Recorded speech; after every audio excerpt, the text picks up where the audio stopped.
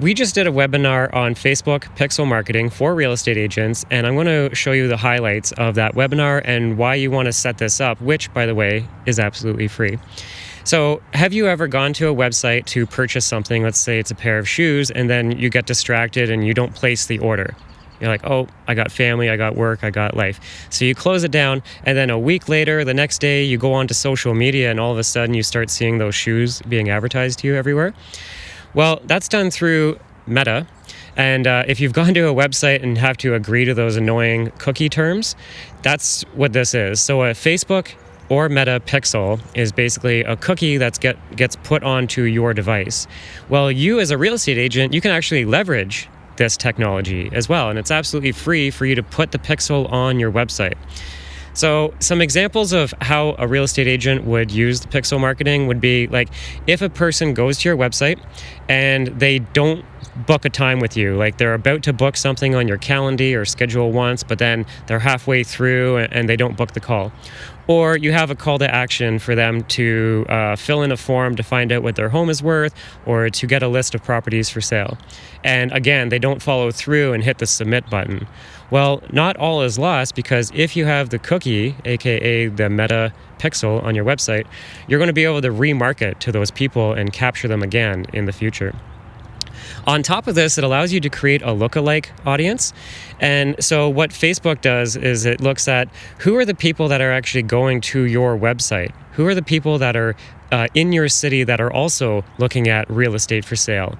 Those are people that are a lookalike audience. So because you may not have a lot of traffic on your website, you can actually leverage this technology so that you can say anybody who's been to my website looking at listings, or in this case, other websites and looking at listings, I want to target them as well. But the only way Facebook can know that is if you have the pixel put on your website. The other benefit to this is remarketing. So you can actually run an ad. I do it for quarterly, spring, summer, fall, and winter, where you gently remind your consumers who you are and what you do.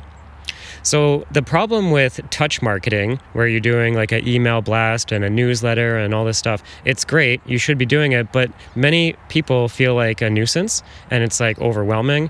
And this is a passive way of gently reminding people that you're still alive, you're still in the business, and you're still active. So I'm going to give you a template. Just reach out to me, and I have a Canva template for the spring, summer, fall, and winter. Drag and drop your photo, drag and drop your logo and your contact info, and you're off to the races. The other reason to do remarketing is, say you do a just listed, just sold. Instead of targeting everybody in your city, which is like a large radius, because of the Housing Act, the special housing category with Facebook, you have to do such a large radius. But when you're doing retargeting, you can actually shorten that up and just target the people who have been to your website. So you can target them with just listed, just sold, just listed, just sold, and kind of set up a program on autopilot. The other benefit, and I normally don't suggest people do this, which is pay for followers and likes. That's the worst thing you should do. I never want you to buy 10,000 Instagram followers. However, I do think it's of high value to warm people that have either been to your website that already know you, like you, trust you, and then to run an ad maybe a couple times a year, boosting your Facebook and your Instagram so that you get more followers and more likes. The reason is because after you have the follower and the like, when you post something, they'll now have a chance of seeing it organically for free. But if those people don't follow you and don't like your page, they won't see your stuff, period. So this is a case-by-case basis. I'd say there's other stuff you should hit before you do this, but some agents, you just know I need a bigger following, and this is one example of how you could do that. The other thing with remarketing is you can actually target people based on what device they're using. So Facebook knows what device they're actually using Facebook or using Instagram on. Are they on an iPhone? Are they on a Samsung? Are they on a tablet? Or are they on a computer?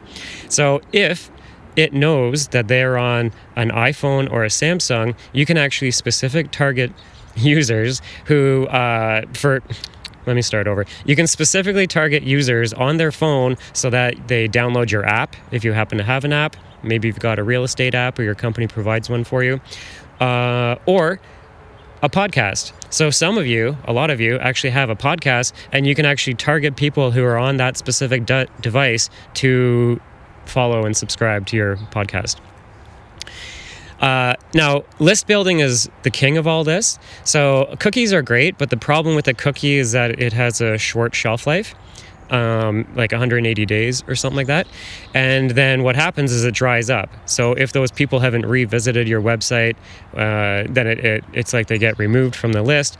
And the best list that you can build is emails and phone numbers. So what we like to do is take the remarketing to capture the people who haven't yet registered for something. And then we try and hit them strategically so that we can get their name, phone number, and email somehow, whether it be a webinar or a seminar, maybe it's an ebook or a download that you want to offer, an investing tour. I don't know. There's so many different ways of how you can build a list of people in your area. And if you don't have the Facebook Meta Pixel and Instagram Pixel installed on your website, it just makes it a little more challenging. So if you want to take a screenshot of this, if you want to do it on your own, you don't even want to get involved with me. On the left is, on the left, beep, let me start over. So I'm going to pull this up. If you want to get started and you actually don't want to get involved with me, just take a picture of this. On the left, it's Facebook's manager. The Facebook Business Manager is how you set up the Pixel, and they have a website kind of showing you how to do it, but they're not very good at it. The middle QR code, that one is actually a blog that I discovered online that I have nothing to do with, but it's very well written that shows you step by step. If you want to set this up on your own. And then if you need help from Facebook, that's what the last QR code, but let's be real, you're not going to get any help there.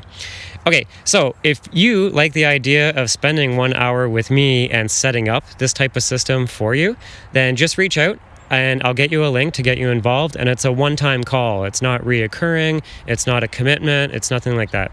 All right, my name is Danny Wood. I'll catch you on the other side. Bye.